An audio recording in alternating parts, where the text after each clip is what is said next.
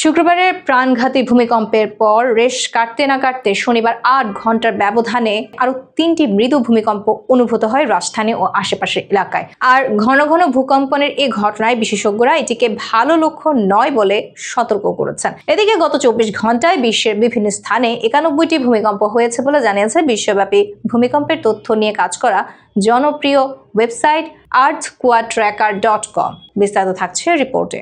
রোববার ওয়েবসাইটটির দুপুরের আপডেটে এ তথ্য জানানো হয়। সেখানে আরও জানানো হয়, গত ৭ দিনে বিশ্বের বিভিন্ন স্থানে অন্তত ৮৫২টি ভূমিকম্প হয়েছে। শুক্রবার বাংলাদেশে ৫.৭ মাত্রার শক্তিশালী ভূমিকম্প হয়। এরপর শনিবার প্রথম কম্পনটি হয় সকাল ১০টা ৩৮ মিনিট ১২ সেকেন্ডে, যার মাত্রা ছিল রিক্টার স্কেলে ৩.৩। উৎপত্তি স্থল ছিল ঢাকা থেকে ২৯ কিলোমিটার উত্তর পূর্বে নরসিংদীর পলাশে। সন্ধ্যায় ঢাকার বাড্ডায় দুবার ভূমিকম্প হয়।